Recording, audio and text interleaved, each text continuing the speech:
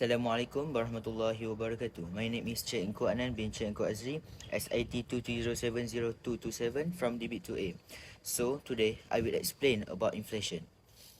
Inflation is defined as a persistent and sustained increase in the aggregate or average prices level of goods and service in an economy.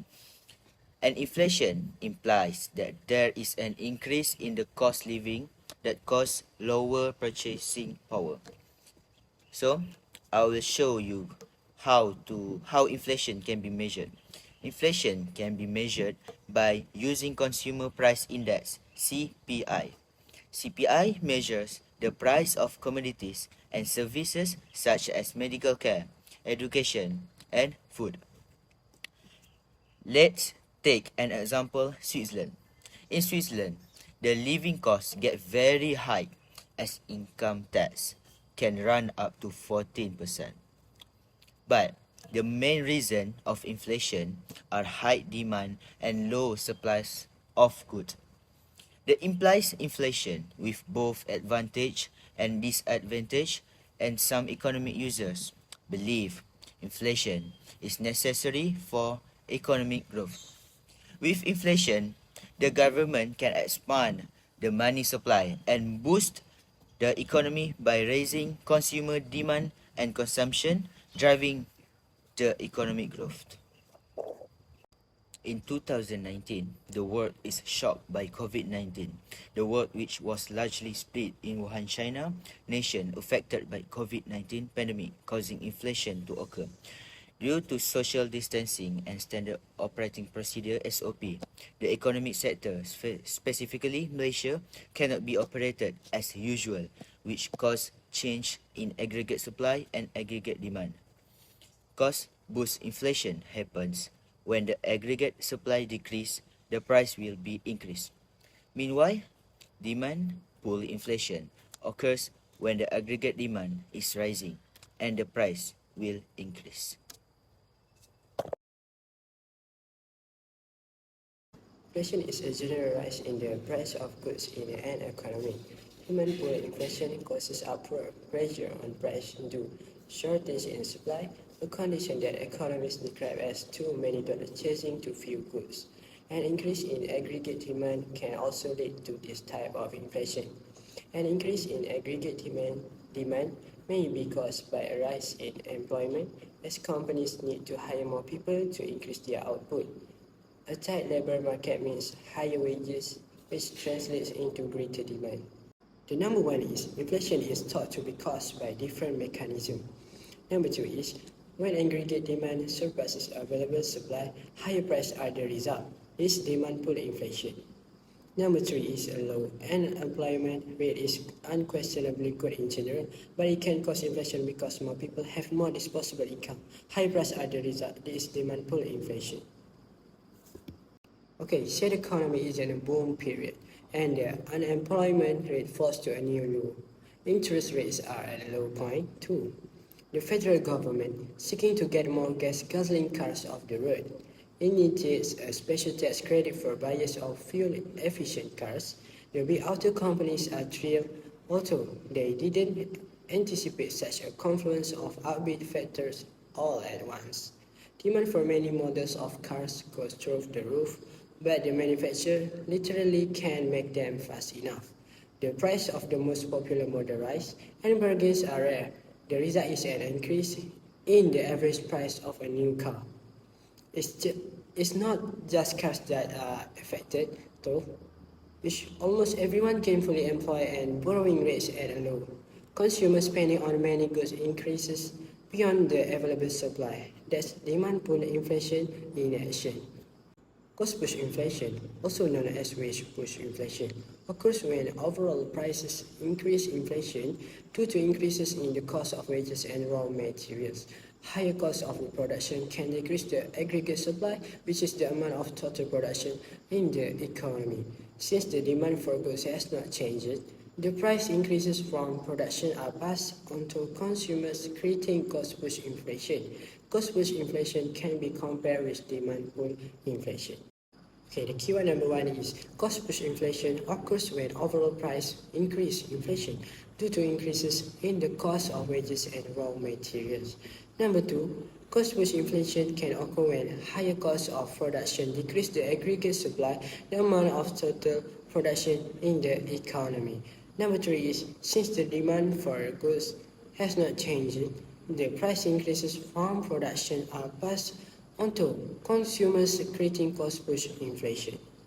Okay, for a cost push inflation example, cost push inflation occurs when the aggregate supply of goods and services decrease because of an increases in production costs. For instance, if low-paid workers in a factory form a union and demand higher wages, it's possible that factory owner will simply shut down the business in response. What is built-in inflation? Built-in inflation occurs when workers expect their salaries or wages to increase when prices of goods and services increase to help maintain their living costs. Built-in inflation can be viewed as a double-edged sword. As laborers demand higher pay, the cost of production increases, which can raise the cost of living.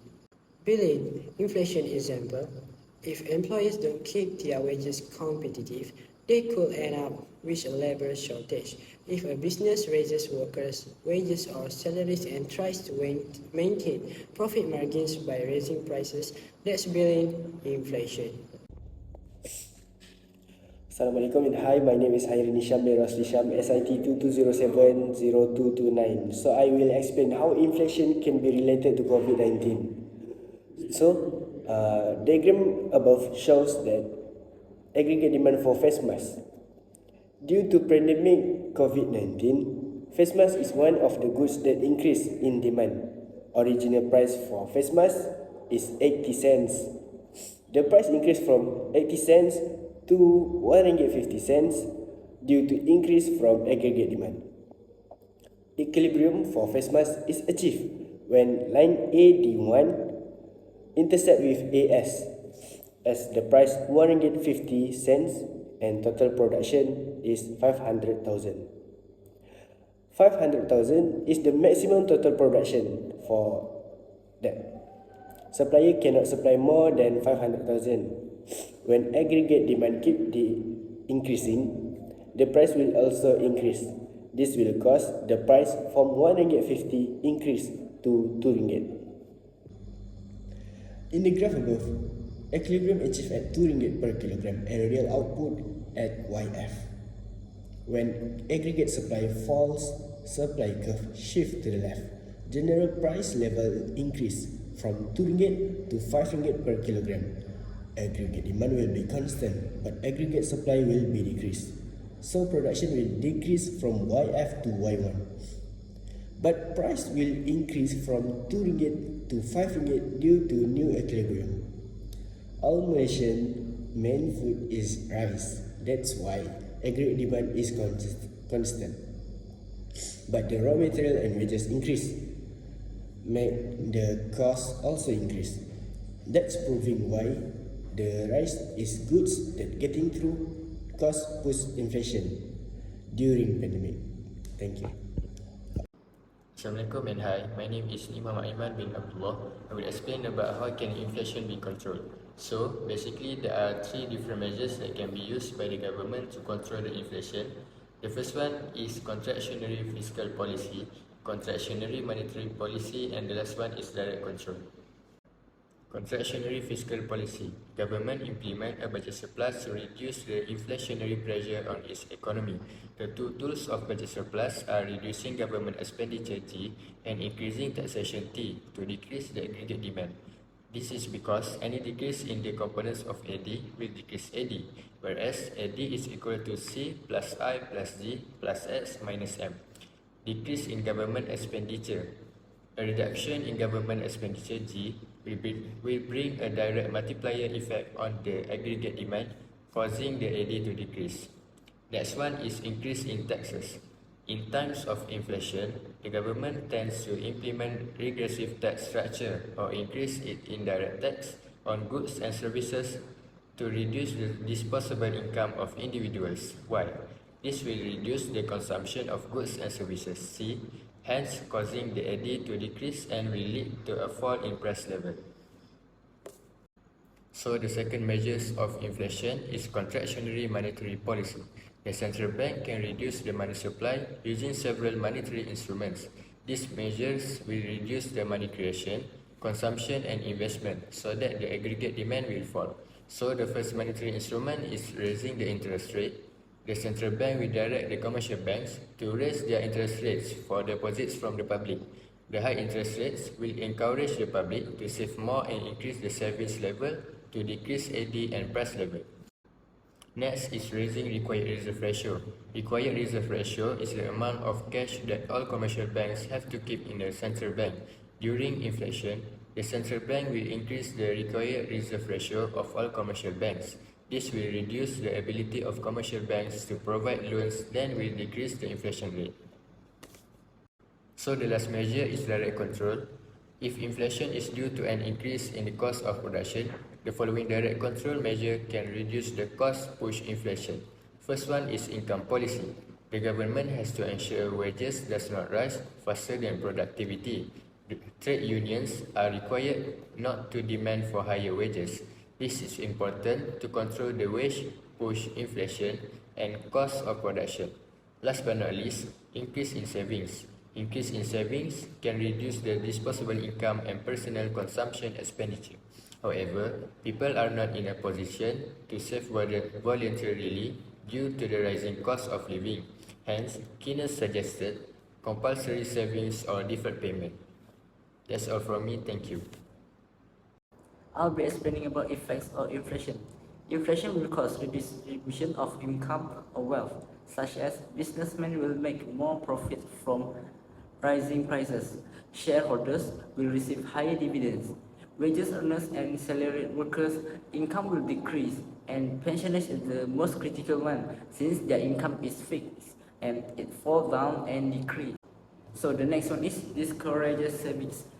Rate of inflation increases, so savings will not grow at the same rate as inflation. So money will lose. For example, suppose you have 1,000 in your savings account today. The interest you earn on your savings is, say, about 5%. Therefore, after a year, you will have about 1,050 ringgit in your bank account. Now, let's say during this period, the rate of inflation is 10%. This means that the price of a particular commodity, which is 1,000 now, will be increased to 1,100 next year. Now, even if your investment will grow by 5%, but the commodity price will grow by 10%, this leads to a negative rate of return. Or we can say that you will have to shell out more than what you will have at your disposal. Thus, inflation reduces your purchasing power and eats away your real return. So the next one is inflation will affect the balance of payments. A higher rate of inflation makes exports seem relatively expensive and imports seem relatively cheaper. So the balance of trade will suffer and also will affect employment in industries involved exports. So the last effects of inflation is breakdown in the function of money. Since inflation high, money or cash will lose its values. So since it can't be used as store of value functions, it will lose its value.